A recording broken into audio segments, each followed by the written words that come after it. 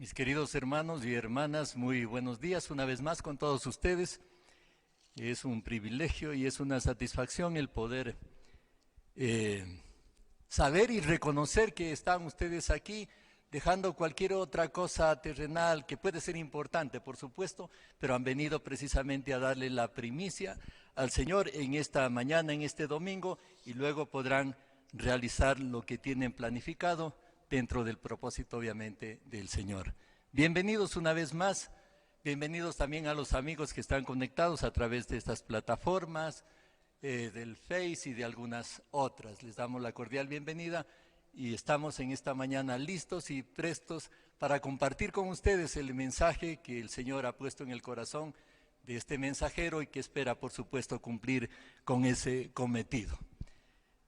Oramos. Padre amado, Señor bendito, Dios eterno, en esta mañana una vez más te damos gracias, mi Señor, gracias a ti, porque nos permites poder compartir tu mensaje, tu palabra, Señor. Permite que el corazón de este mensajero esté libre de toda angustia, de toda ansiedad, de toda duda, de todo temor, Señor, y de igual manera pon un corazón receptivo en las personas que están en esta mañana atentas a tu palabra, Señor, para que pueda descender sobre su corazón como una semilla fértil, para que pueda hacer obra también ahí, Señor. Te damos gracias, Señor, acompáñanos en esta mañana una vez más, en el poderoso nombre de Jesús de Nazaret. Amén y amén. Antes de iniciar el estudio de compartir más bien el estudio de hoy, quisiera comentarles algo, compartir con ustedes algo. Hace algunos años atrás, cuando yo era un cristiano mucho más inmaduro de lo que puedo ser ahora, tuve un encuentro con un personaje misterioso, un personaje desconocido, un personaje extraño, por utilizar algún adjetivo, el mismo que me sirvió poco después de nexo para reconocer algo superior, algo mejor. Voy al punto. Recuerdo que en mi trabajo me dijeron, tienes 30 minutos para ir a almorzar. Era un día pésimo para mí, estaba de un mal humor y encima de eso apurado, porque en 30 minutos no se puede realizar una comida con toda tranquilidad, pero esas eran las reglas en definitiva. Así es que fui a un restaurante, el primero que vi por allí, estaba totalmente lleno. Avancé a ver una mesa donde estaba libre, solamente había una persona, precisamente este señor desconocido para mí, y me dirigí hacia allá. Le pedí su autorización, ¿puedo sentarme? Le dije, dijo, claro, por supuesto, siga nomás. Así es que pedí lo que tenía que pedir, me sirvieron, y obviamente como estaba frente a un desconocido y yo era un cristiano mucho más inmaduro que ahora, entonces hice la típica oración, pero por interno nomás, solamente para mí, y muy flash, muy cortita, muy breve. Amado Señor, gracias por los alimentos que hoy nos sirve, bendice a las manos que lo hicieron, amén. Se acabó. Luego de eso, de unos momentos, el extraño que estaba ahí me dice, disculpe, ¿usted es William? Yo dije, voy a conversaciones ahorita. Sí, soy a la orden, le dije así. Pero decía, ojalá no me siga haciendo conversación porque tengo poco tiempo y estoy de pésimo humor, por si acaso. Así es que, no obstante, en verdad, el Señor nunca más se dirigió a mí, este caballero no se dirigió más a mí y hicimos lo que estábamos haciendo en ese momento. Pasaron los minutos, se levantó, dijo buen provecho y se fue. Después de otros minutos yo también terminé y me dirigí a la caja a cumplir con el compromiso de pagar. Y ahí vino el problema. Entonces la típico, mano atrás a la billetera, abro, el único billete que tenía para pagar no asomaba por ningún lado. Vamos con el otro bolsillo de atrás, tampoco. Bolsillos delanteros, tampoco. Bolsillos de la chaqueta, peor. Bolsillos de la camisa, nada. Uy, segunda vez, revisión, tercera vez. Le di la vuelta a todas mis prendas y no asomó el famoso billete. Así es que me dirigí a la caja y como era cristiano inmaduro, en vez de decir, Señor, ayúdame, dije, trágame tierra. Me dirigí a la caja, le dije, disculpe señorita, ¿cuánto es lo que le debo? Para ver cómo transaba, ¿no? Entonces me dijo, no se preocupe, tranquilo, dice, ya está pagado. Digo, ¿pagado? ¿Cómo así? Sí, dice, el señor que estaba con usted ahí en la mesa, él a la salida ya pagó. Ah, gracias, señor. Salí mientras iba caminando, sentía vergüenza de mí mismo frente al Señor, porque reconocía, decía, wow, el Señor siempre es fiel, el Señor siempre preocupado hasta de esas cosas pequeñas, el Señor suple mis necesidades, el Señor me saca de una situación como tal. Y yo comencé con una oración insignificante, qué vergüenza, qué vergüenza. En fin, nunca más supe de este caballero, quise ubicarlo, quién sería, no sé. Dije algún momento lo de encontrar para agradecerle, pero no, nunca más supe de él. Fue para mí una persona enigmática, extraña, se cruzó, supe muy poco de él, nada en definitiva, y nunca volví a saber nada más de él. Después de contarles esto, quiero compartirles con ustedes que precisamente la Biblia, la Sagrada Escritura, nos habla de personajes así misteriosos que de pronto asoman, enigmáticos, y uno de ellos es precisamente el que vamos a estudiar hoy. Vamos a ver brevemente. Se trata de Melquisedec, un personaje que en el Antiguo Testamento se lo cita en dos oportunidades, en Génesis capítulo 14 y también en el Salmo 110:4. Y en el Nuevo Testamento, por supuesto, lo cita el autor de Hebreos, que es el libro que precisamente estamos estudiando en esta temporada. Melquisedec. ¿Quién era Melquisedec? Tenemos una especie de mini biografía, no hay más de eso. Pocos datos, una mini biografía a cargo precisamente del autor de Hebreos. Y para ello los invito a que me acompañen en la lectura de 3 versículos del capítulo 7 de Hebreos, versículo 1, versículo 2 y versículo 3. Dice así, versículo 1, este Melquisedec, rey de Salem y sacerdote del Dios Altísimo, salió al encuentro de Abraham, que regresaba de derrotar a los reyes, y lo bendijo. 2. Abraham a su vez le dio la 10ª parte de todo. El nombre de Melquisedec significa, en primer lugar, rey de justicia y además rey de Salem. Esto es, rey de paz. 3. No tiene padre, ni madre, ni genealogía. No tiene comienzo ni fin, pero a semejanza del Hijo de Dios, permanece como sacerdote para siempre. Hasta aquí esta mini biografía de Melquisedec. Pues bien, ¿qué es lo que sabemos de Melquisedec según este texto? Nos dice que era rey de Salem, seguramente Jerusalén. Nos dice que era sacerdote del Dios Altísimo, que salió al encuentro de Abraham, que lo bendijo, que Abraham a su vez le dio la 10ª parte de todo, y que era ese todo, precisamente el diezmo del botín que Abraham venía consiguiendo después de un combate con los reyes que lo habían tenido preso a su sobrino Lot. ¿Qué más nos dice? Que era un rey de paz, que no tenía padre, ni madre, ni genealogía. Esto es, que no tiene comienzo ni fin. Asomó. Y asimismo, nunca más se supo de aquel. No se supo de sus antecesores, no se supo de sus predecesores, ¿no? De sus generaciones posteriores, no se sabía nada.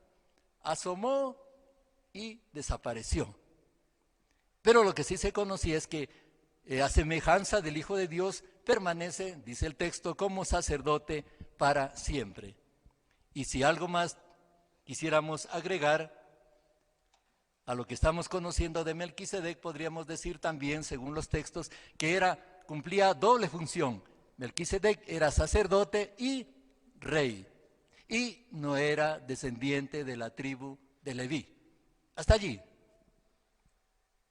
Pues con esta especie de mini biografía, con esta escasez de datos respecto a Melquisedec, muchos estudiosos de la palabra, muchos teóricos, muchos teólogos, muchos interesados en el estudio de la palabra del Señor, han levantado diferentes tesis respecto a quién mismo era Melquisedec, de dónde procedía, por qué figura allí en la Biblia, en la Escritura.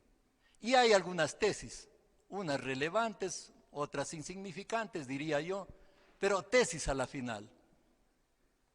Alguien decía por ahí, algunos movimientos dicen por ahí, Melquisedec es el Espíritu Santo. Alguien dice, no, Melquisedec es el arcángel Gabriel.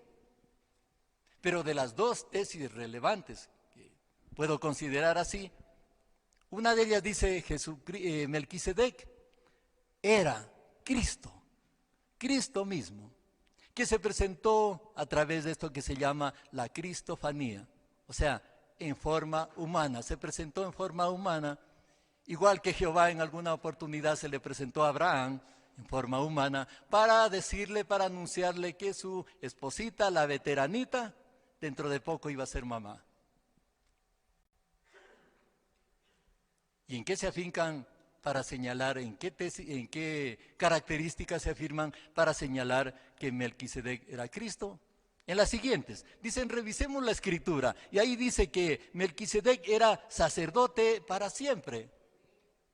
Esa es una característica que solamente se la pueden dar a Cristo, se señala.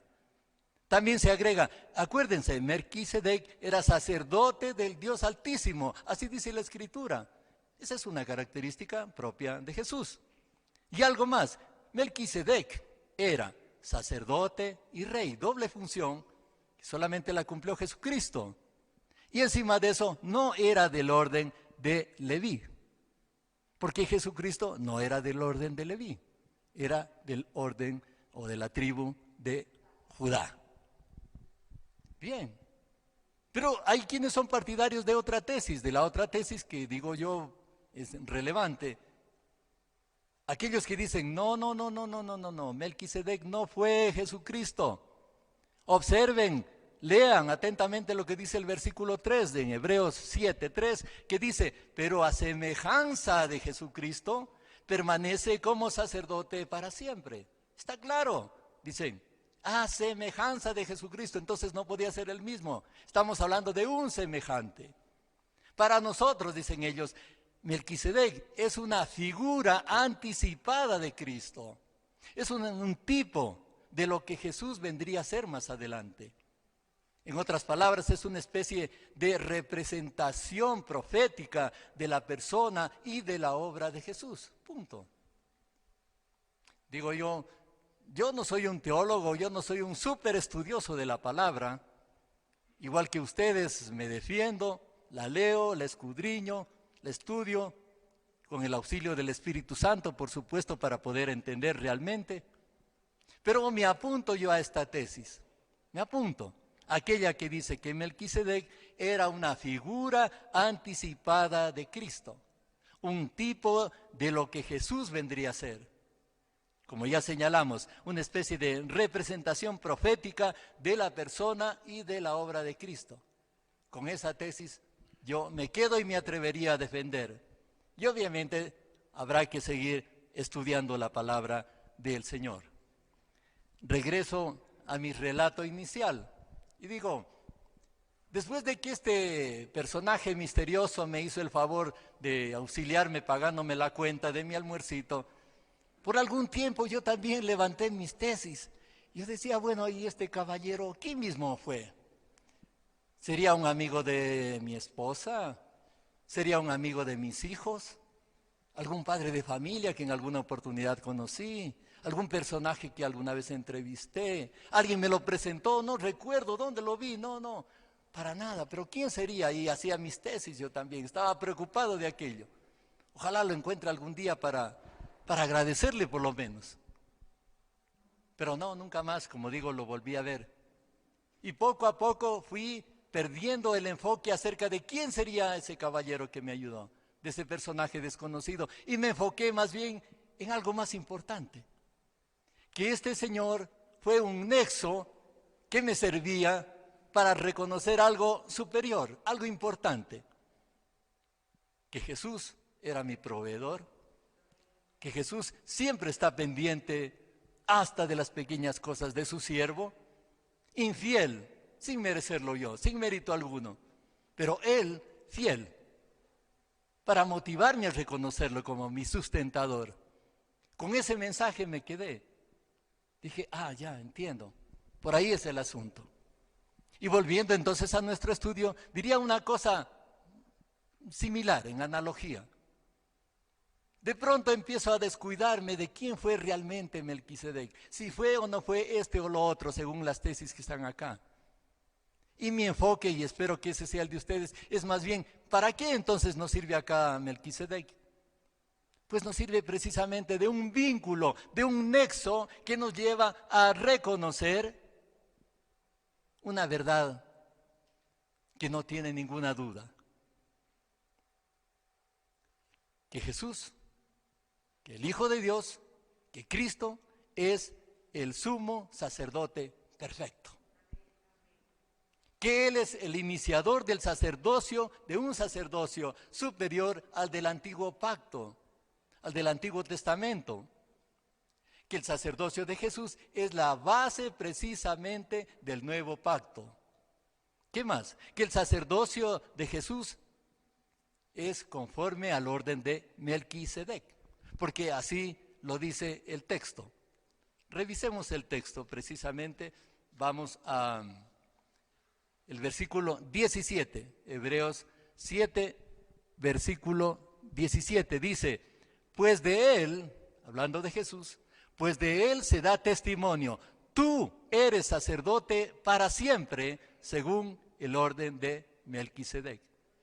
No lo digo yo, no lo invento yo, está allí en la palabra, sustentada por el autor de Hebreos. Con lo que significa que con ello entonces se daba fin a un sacerdocio y a una ley del antiguo pacto o del Antiguo Testamento, que para entonces ya venía a ser obsoleta, inútil, caduca, por decirle de alguna manera. Claro, alguno de ustedes podrá decir, bueno, ¿y por qué tan así, tan obsoleta, tan caduca? Nos defendemos con la palabra del Señor. Vamos al versículo 18 del mismo Hebreos 7, veamos el versículo 18 y el versículo 19, que dicen lo siguiente. Por una parte dice, la ley anterior, está hablando de la ley del antiguo pacto, ¿no? La ley anterior queda anulada por ser, ¿qué? Inútil e ineficaz. Y el versículo 19 agrega, ya que no perfeccionó absolutamente nada, y por la otra se produce una enseñanza mejor, o sea, por Cristo, mediante la cual nos acercamos a Dios. Por lo tanto, la antigua ley, el antiguo pacto como tal, había sido desechado, quedaba por ser inútil y por ser ineficaz, a partir del sacrificio, obviamente, de Jesús en la cruz, que era quien inauguraba como tal el nuevo pacto. Sí, el sacerdocio del Levítico o el sacerdocio del Antiguo Testamento o del Antiguo Pacto era obvio, fue débil, fue limitado, cumplió con su papel en su momento, por supuesto, pero era el momento de dar paso a un nuevo pacto. Y al cambiar de sacerdocio, obviamente, cambiaba la ley. Terminaban entonces, quedaban ya atrás todo lo que tenía que ver con el tabernáculo, con esos velos que nos separaban de la presencia del Señor, con sacrificios de animales, con holocaustos, con ceremonias, con circuncisión, etcétera de cosas. Todos aquellos rituales del antiguo pacto, del Antiguo Testamento, quedaban abolidos con la presencia de Jesús como nuestro sumo sacerdote. Por lo tanto, vamos al versículo 22. Por lo tanto, Jesús ha llegado a ser, ¿qué? El que garantiza un pacto superior, que es el título precisamente de este estudio. Jesús, un sacerdote, un sumo sacerdote superior. Sin duda, entonces, el sumo sacerdote es perfecto. Jesús es perfecto. Claro, alguno de ustedes podrá decirme, a ver un momentito, yo estoy estudiando leyes, conmigo las cosas no son así que digo algo y no lo sustento, necesito argumentos, necesito contundencia en cuanto a aquello. ¿Por qué estás diciendo aquello? Yo diría, bien, vamos a la palabra una vez más. Argumentos hay innumerables, pero en orden al tiempo podríamos sostener 7 puntos, que son los que traigo en esta ocasión. 7 puntos, 7 argumentos, 7 razones que nos dicen en la claridad absoluta, en la claridad meridiana, que Jesús es el sumo sacerdote perfecto. Para comenzar, punto 1. El sacerdocio de Jesús fue establecido mediante el juramento solemne de Dios. Veamos el versículo 20 y el versículo 21. ¿Qué dice? Y no fue sin juramento. Los otros sacerdotes, dice, llegaron a hacerlo sin juramento. 21. Mientras que éste, refiriéndose a Jesús, llegó a hacerlo con el juramento de aquel que le dijo: el Señor ha jurado y no cambiará de parecer. Tú, hablando de Jesús, dirigiéndose a Jesús, tú eres sacerdote para siempre. El mismo texto tomado del Salmo 110:4. Si usted lee el Salmo 110, versículo 4, encontrará exactamente lo mismo. El Señor ha jurado, Jehová, el Padre, ha jurado y no cambiará de parecer. Tú, Jesús, eres sacerdote para siempre. Otra razón, apenas hemos dicho una de las 7. 2. El sacerdocio de Jesús no se dio por sucesión. Recordemos, hagamos un ejercicio mental. En la familia real, si un tatarabuelo es rey, se supone que el bisabuelo también fue rey, se supone que el abuelo también fue rey, se supone que el padre será rey, que el hijo, que el nieto, el bisnieto, el tataranieto y el pluscuamperfecto nieto serán reyes. Generalmente, sucesión, esa es una cadena. Acá en Loja diríamos, esa es una argolla. Jesús no fue de la tribu de Leví, que era la tribu donde se daban precisamente aquellos que tenían el oficio de sacerdotes. Jesús perteneció a la tribu de Judá. Punto 3. En el sacerdocio del antiguo pacto, los sacrificios eran de animales y se repetían, obviamente, constantemente, se repetían. En el sacerdocio de Jesús, en cambio, el sacrificio no fue de ningún animal, fue del Cordero de Dios, precisamente de Él. Él cumplió las funciones de sacerdote y a su vez fue la propia ofrenda. Y se ofreció una sola vez. Jesús murió, fue a la cruz una sola vez. Murió una sola vez y resucitó una sola vez y vive para siempre. Punto 4. El sacerdocio del antiguo pacto concedía un perdón, intercedía por un perdón temporal de pecados. En el sacerdocio de Jesús, en cambio, el perdón era total, es continuo, es permanente. Punto 5. En el sacerdocio del antiguo pacto, obviamente los sacerdotes en su calidad de humanos, ¿qué pasaba con ellos? Pasaban de edad, les sucedía lo que nos sucede a muchos de nosotros, los jubilamos y otros mueren. Por lo tanto, había que sucederlos, cambiarlos, renovarlos, con repuestos nuevos. En el sacerdocio de Jesús, no. Porque Él, como decíamos, murió una sola vez, resucitó una sola vez y vive para siempre. Y estos sacerdotes, como pecadores que eran, ¿qué tenían que hacer? Antes de interceder por los pecados del pueblo, tenían que pedir perdón por sus propios pecados. Orar para pedir perdón por sus propios pecados, o sea, intercedían por sus propios pecados y luego por los pecados del pueblo. En el caso de Jesús, no, porque Jesús no pecó, porque Jesús no peca, porque Jesús no pecará, no tiene por qué orar por sus pecados. Una ironía en esto, importante.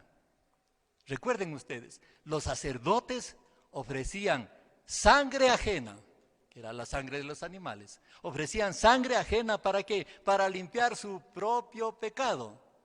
En cambio, Jesús ofreció su propia sangre para limpiar el pecado ajeno. ¿Cuántos lo creen? Punto 6. En el sacerdocio del antiguo pacto, obviamente, como los sacerdotes eran humanos, morían. En el sacerdocio de Jesús, Cristo vive por siempre y para siempre. Punto 7, el último.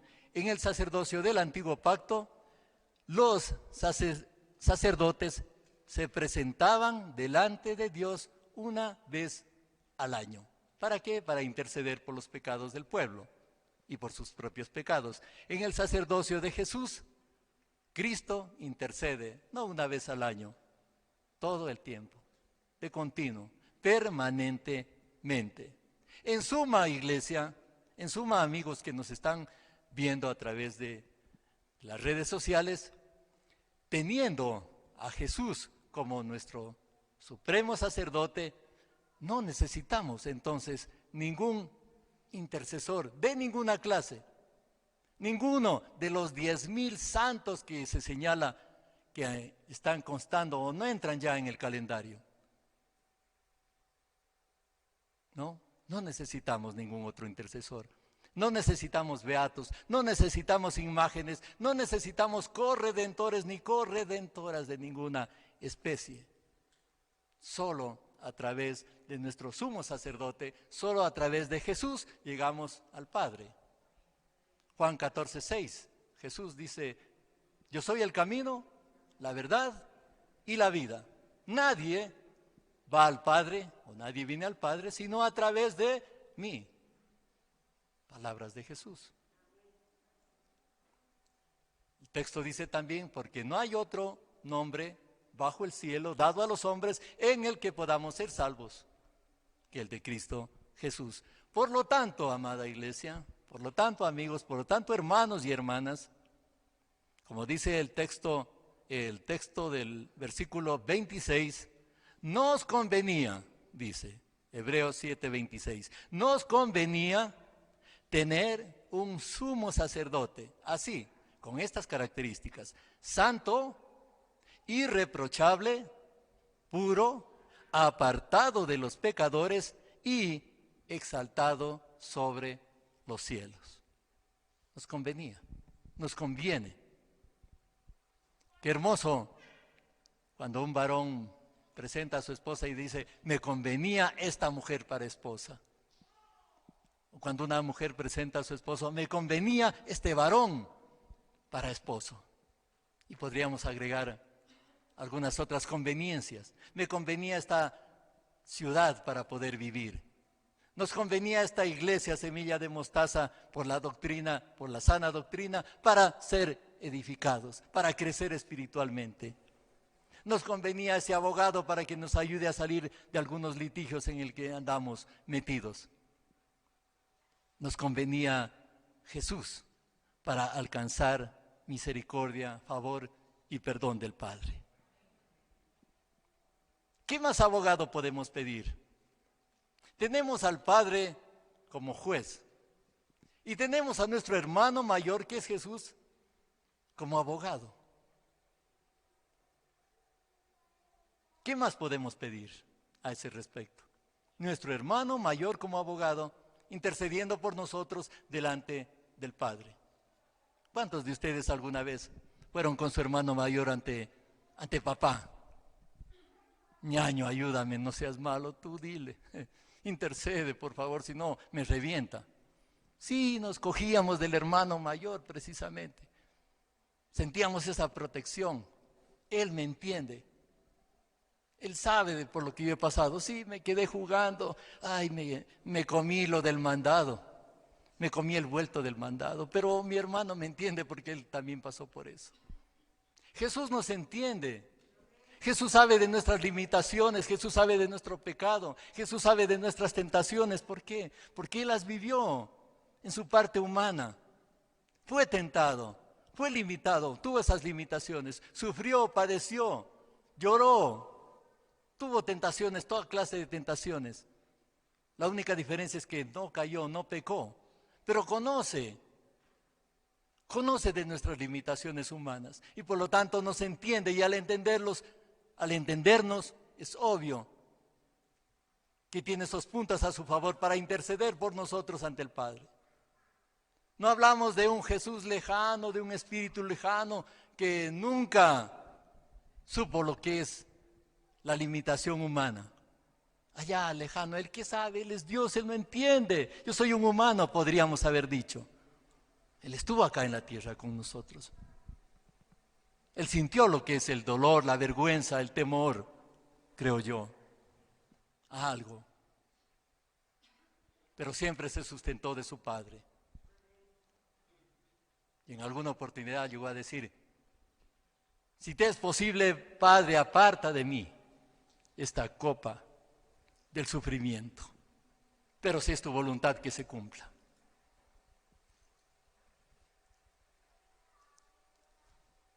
Estos tiempos de pandemia, todo este año y más, ha servido para muchas cosas, pero entre otras cosas nos ha llevado a todos, a ustedes, a mí, a nosotros, afuera en el mundo, a enfrentarnos a muchas pruebas de diferente orden: salud, finanzas, economía, a tribulaciones, en definitiva, adversidades, a tentaciones, ¿sí? Porque también ha estado presente allí el enemigo, como siempre, tratando de cosechar también allí. Y cuando ustedes escuchan los noticiarios, saben a qué me refiero. Corrupción, corrupción, corrupción. No para el enemigo ni siquiera en estas épocas.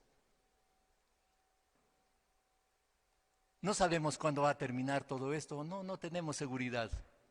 Pero lo que sí tenemos seguridad es de que hay un sumo sacerdote que se llama Jesucristo y que está intercediendo por nosotros y que sigue intercediendo por nosotros. Un Dios de milagros que se siguen cumpliendo, que se siguen haciendo presente. Nuestros líderes, nuestros pastores han estado aquí semana a semana dándonos una especie de reporte, pidiéndonos oración por este, por aquel, por el mundo en general, por la sociedad en general, pero por nuestros hermanos sobre todo, por los hermanos de la fe, de la familia de la fe. Y también nos han recordado cómo el Señor, en su inmensa bondad y su misericordia, ha levantado a muchos, ha sacado a muchos de allí donde han estado, ha sanado a muchos, comenzando por los propios testimonios del pastor Leo, del pastor James, del pastor Luber y de algunos otros hermanos que me perdonen el nombre si no los menciono. El hermano Guido Pacha, acabo de recordarlo. Cómo ha estado el Señor ahí presente y cómo está Jesús intercediendo por todos y cada uno de nosotros. Sí, no sabemos cuándo va a terminar esto, pero sí sabemos que tenemos un abogado superior, justo, un abogado santo, irreprochable, puro, apartado de los pecadores y exaltado sobre los cielos, a cuyo trono podemos ir, como dice la palabra, confiadamente, acercarnos confiadamente, para exponerle nuestras necesidades. Y Él, que nos entiende, nos sabrá interceder ante el Padre por nosotros. 7 puntos del por qué el sacerdocio de Jesús es superior al del antiguo pacto. Recapitulo. Punto 1. El sacerdocio de Jesús fue establecido mediante el juramento solemne de Dios. Para recordar, no lo olviden. Punto 2. El sacerdocio de Jesús no fue por sucesión.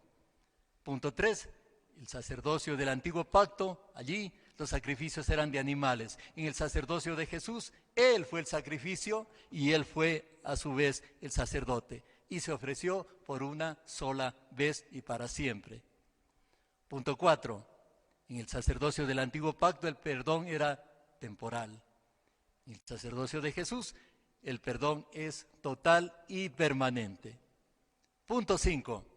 En el sacerdocio del antiguo pacto los sacerdotes pecaban y por lo tanto tenían que orar por sus propios pecados, por sus propias faltas o culpas. En el sacerdocio de Jesús no hay por qué hacerlo porque Jesús nunca pecó. Punto 6. El sacerdocio del antiguo pacto, los sacerdotes obviamente se retiraban o morían. Con Jesús no ocurre eso, porque en su sacerdocio, porque como sacerdote, Cristo vive para siempre. Y punto 7, en el sacerdocio del antiguo pacto, los sacerdotes se presentaban delante de Dios una vez al año para interceder, mientras que con Jesús, Él es nuestro sumo sacerdote por siempre, intercede todo el tiempo.